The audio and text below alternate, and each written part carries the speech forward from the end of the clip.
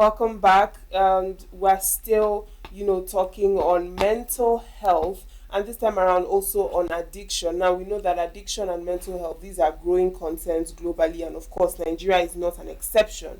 So, joining us this morning to shed more light on this and, give more information as to addiction, mental health, the causes and how to navigate it. We have Joy NLG. She's a mental health and addiction counselor. Good morning and thank you for joining. Good morning. Good morning.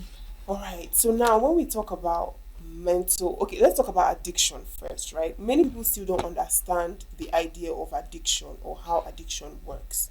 So can you just tell us what it is and how it affects mental health? Okay. When we talk about addiction, we're talking about a compulsive disorder, and this is a brain disease. Just like people felt addiction is just normal, it is different from just a negative habit. Because when something becomes irresistible, it becomes an addiction. And we're talking about addiction, we have different kinds of addiction. So people can be addicted to drugs, alcohol, even to behavior.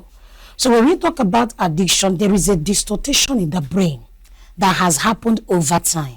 Then how is it connected to mental health? Just like mental health affects the way we think, the way we act, the way we behave.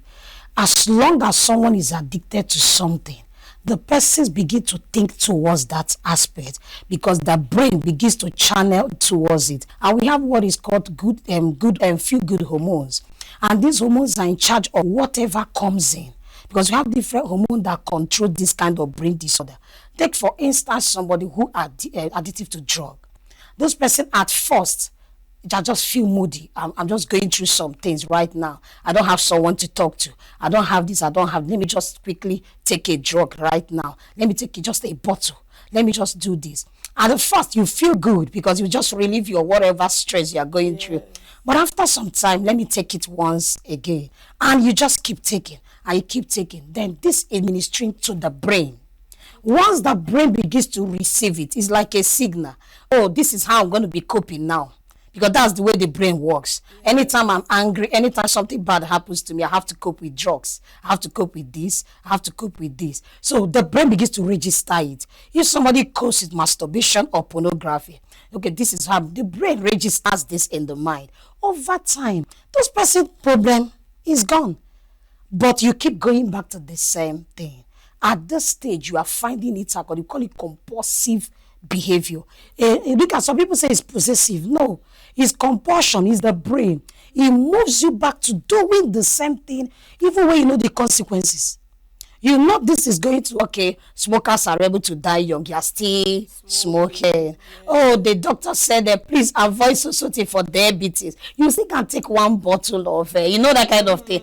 And somebody looking at you said, you're not thinking normal. Do you want to die? It is not their fault. The brain has been orchestrated to understand that he must take that cigarette or the other one. So when this happens, because you can't even separate the two, mental health can lead to addiction. Addiction also affects mental health, vice versa. So someone that is depressed feels, let me quickly just drink. Oh, the guy broke my heart. I can't take it anymore. And the peer pressure. He said, meet me at the club. So from there, they're giving her one bottle. She continues to do. She feels good. So in the evening, she feels lonely again. She switched, but now with a friend, but the friend actually introduced her to it. So she goes back, picks it and drink. And the next day, another guy showed up. So there's a relationship now, but she still have to go and pick it up. There's a compulsion happening. It's a brain disorder. Different from just a negative, because the negative habit can be controlled. But when it comes to an addiction, it takes time for you to actually control it. Okay. Now, is it only drugs and drinking that people can get addicted to? You mentioned something about behavior as well. So tell us about that. Okay, we have behavioral addiction, something like gambling. Is a behavioral addiction. Some of these things have effects. Because before you can actually deal with all these things, you have to deal with the root causes of it. Because some things always have something that led people to it. It could be genetic. When you talk about behavioral, when someone that is greedy, someone that is greedy, you can't satisfy a person with just a salary. Even if you open another business, the person will be like, just like MMM happened. Some people got 10 million, but have to put it back again. So they will get 20 million. On the process, that's why gambling will never make you rich. You keep losing, winning, losing, winning. And it's highly addictive. Because if you go to every betting house, you will see that all the young people are there. Morning, noon, night, the place is crowded. So this is one of the behavioral addiction. And we have pornography and we have masturbation. And we have so many other things, like we call it, we call it negative habit. But when that negative habit becomes something you can't control, like screen addiction, which is the major problem right now in the whole world, that's social media. So they can't drop their phone. They have to be with the phone, just like the one I nearly hit down right now as I'm coming here. So, he was wearing his pressing phone. In the middle of everybody was horning. The guy was just doing like this. He's dancing. So he's putting his headgear and he's also pressing his phone. So that's an addiction. That's why they don't get enough sleep in the night, because all through the night they are pressing their phone. So phone addiction too. Okay, so you also mentioned that there are different types of addiction. So you've talked about behavioral addiction. That is one type. Now the one when it comes to drugs and drinking, what is that called? Okay, sorry. When we talk about one, this is addictions. We said this is substance addiction. Okay. So other than substance, we talk about drinking, tablets like tramadol. Okay. Some of those things, because people can pick some things and mix it up. I don't know if you've recently heard that people go to inhale a toilet system. Wow. Yes, they do it because it's very, very addictive. So it makes them to... You know, when you talk about hormones, there's a hormone that activated to make you feel high.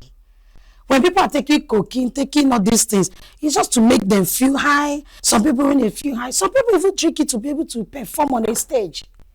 So, but these days, if they can't afford the cocaine, afford all the drugs, what they do is that they form some natural herbs. So these herbs, they beat it together to form pawpaw leaves mixed with so many things. Just when they drink it as a tea, it makes them to feel high. So this toilet system, they break some part and they bend down and they'll be yelling it. To you, it's messy, but to them, they're feeling good. Wow, this is quite an interesting one. Okay, so I just want us to establish the types of addiction. So substance addiction, behavioral addiction. These are the two major types of addiction. Okay. Now, would you say that there is this belief that people who are addicted are weak, or they lack, is as a result of weak willpower, or they are not strong enough? So would you say it's a choice? Would you say it's a disease? Or would you say it's hereditary? Because you also mentioned that some of these things are hereditary. Maybe the parents did it, and so what exactly would you say? Before you can actually think of this way, you have to ask yourself, what could actually lead the person to that addiction? Because so many things can actually lead people to addiction. Just like I mentioned, it could be genetic. Just like you see a parent that just gave birth, and you see the new baby. I went to visit one of my friends. It's at the hospital. The man just took beer. Said, test, you're in the world now. You understand? So a parent is transferring to a child. So from childhood, they start drinking with the father. So there's no way that is a problem to them. So at this person, you can't say the person is weak. Because this person saw this is the way to live life. Then the other person is genetic, is just happening from one father to brother to this person. So it's part of them. Everyone addictive. There's always a time they don't want to continue doing it. They just come back. They say, I said I won't stop this, but they go back doing it. So when it comes to weakness, I wouldn't say the word, yes, they are weak. They are not. But there is a hormone in charge of that. It begins to weaken their willpower. So imagine somebody that is under an urge to masturbate and watching pornography. At that stage, this person is not thinking any other thing. But when he's done, he begins to regret it. So anyway, they are not actually weak. But you know that thing as they are doing it is weakening their willpower as well. Because in the control of addiction, you will help them to build their willpower. Because once that comes alive, they can actually begin to say no small, not once. So because relapse is actually one of it. They will try to stop, they still relapse back to it. So these are part of the process of healing. So I wouldn't say those that are addicted are weak. I will only just put it this way, that they are in a process. Because you can't actually help someone who has not made the choice to be helped, no matter how you try to do it. So, okay, somebody is weak. They don't even see it as they are weak. Some of them see you like you are not even, you don't even belong. That this is the way out for life, but you are not part of it. You pity them, they also pity you. So the brain has actually structured in such a way that this is how I live my life. And also we have, life of everyone has their choice to make. Yes, exactly.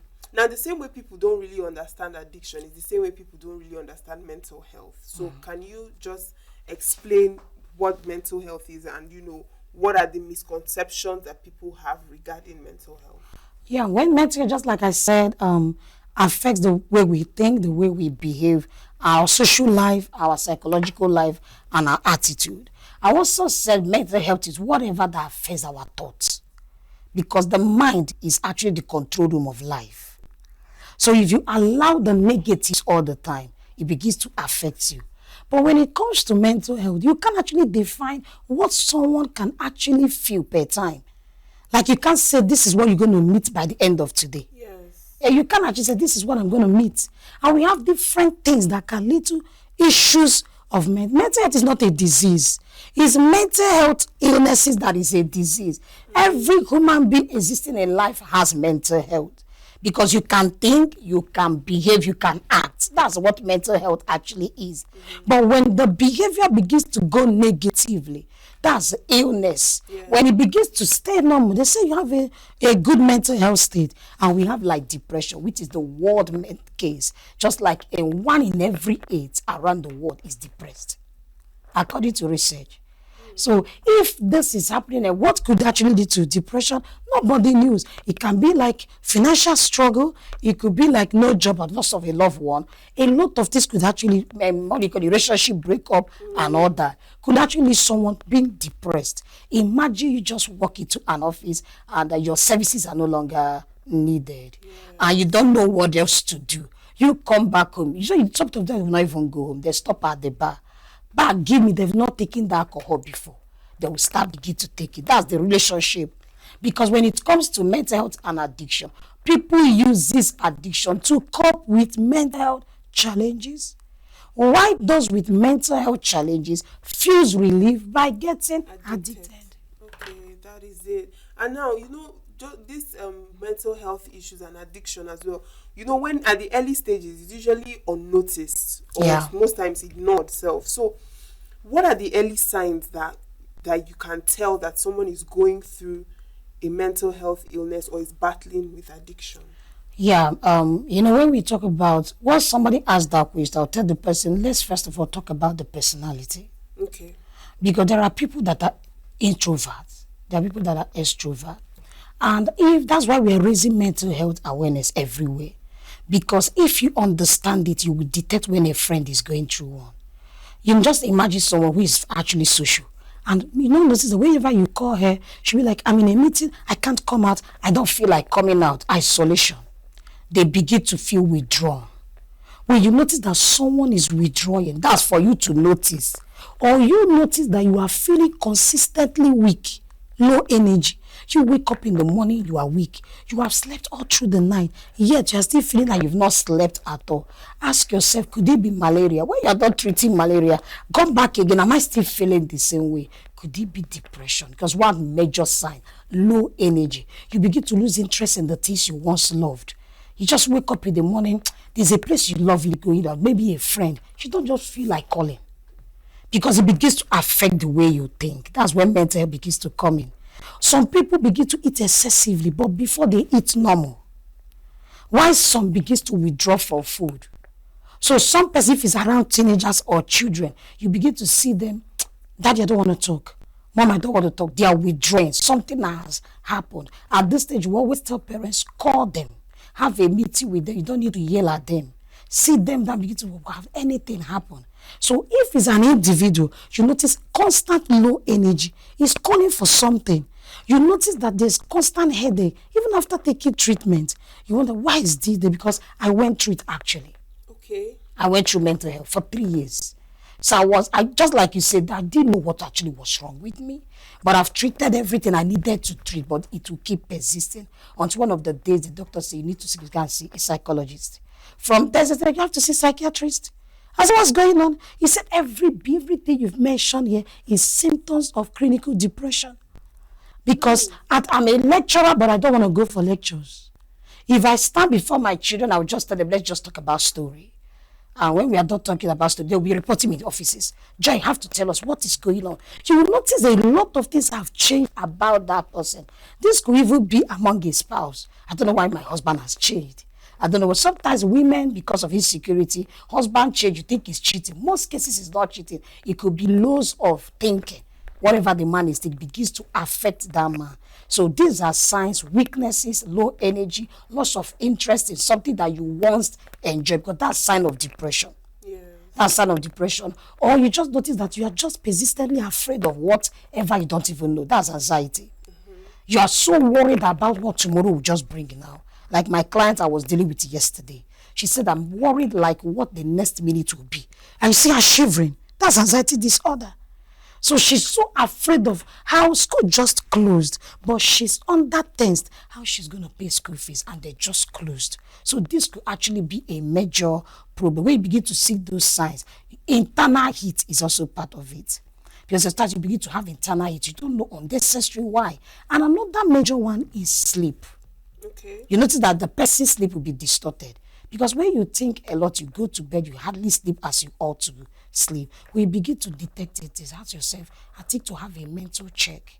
To have a mental check is very simple. Because you can just ask yourself, am I having this or having this or something? You now ask yourself, how do I actually recover myself? Is there anyone around me I can quickly talk to?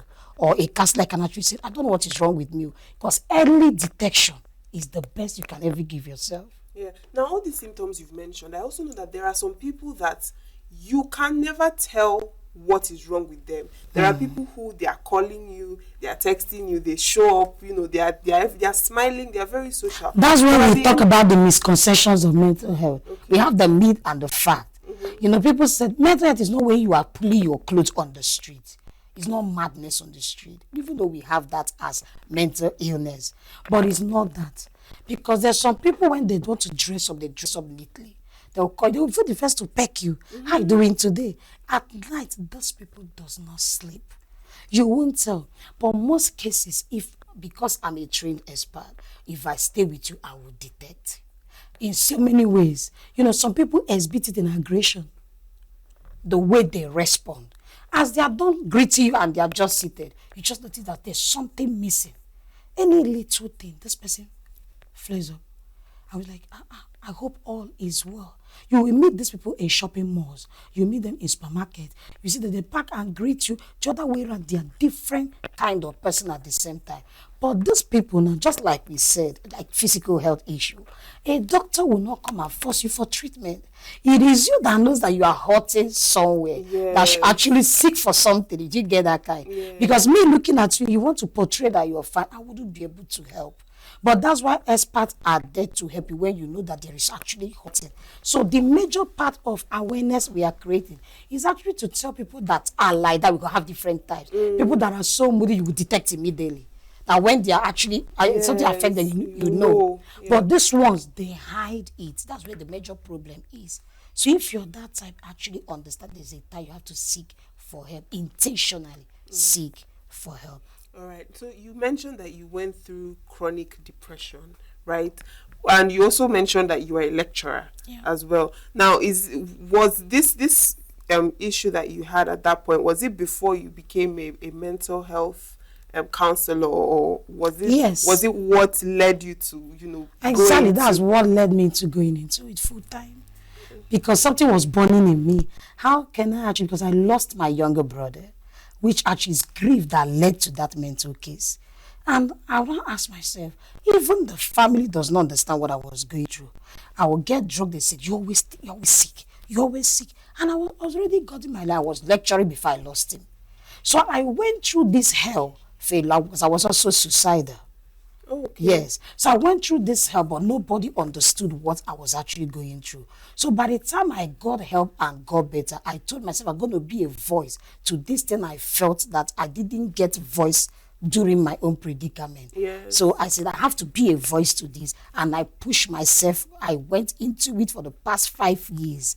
And I went to it. And I'm happy because those shows that people are looking for have actually become that shoulder to them. Yes. So you walk into people, you detect easily what is wrong with them because you've also worn the shoe before. So it's easy to know when someone is actually hurting. All right. Thank you so much, Joy and Noji, for this wonderful conversation. Really, and I hope you know that more awareness is being created for mental health and addiction so that people can start to embrace it and, you know, seek for help when it is necessary. Thank you so much for your time.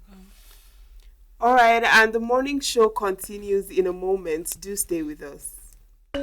Center for Memories Enugu invites Ndi Igbo and lovers of Ndi Igbo and our great heritage to attend the August 2025 edition of Nkatu Umuibe, the regular interactive gathering of Ndi Igbo to discuss issues of the past that shape today and tomorrow of Ndi Igbo. The topic of Nkatu Umuibe August 2025 edition is Igbo Ebezina, reclaiming the Igbo voice in national conversations. Guest speaker, join Signature TV on SLTV Channel 265 and on YouTube for the live broadcast of this historic event. Signature TV, news in your pocket.